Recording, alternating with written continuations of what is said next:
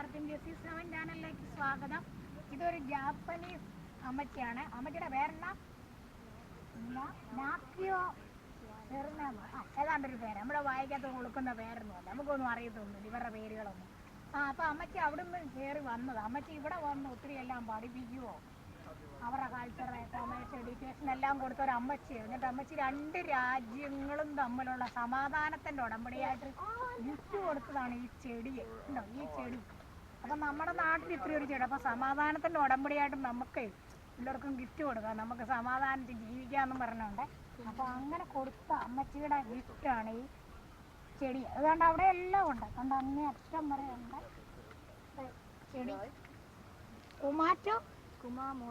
Kumamoto garden അമ്മച്ചി കൊടുത്തതാണ് gift, അമ്മച്ചിയുടെ ഗിഫ്റ്റാണ്. അപ്പോൾ ഈ ചെടി അത് ഉണക്കന്നെ നല്ല ഭംഗിയാണ്.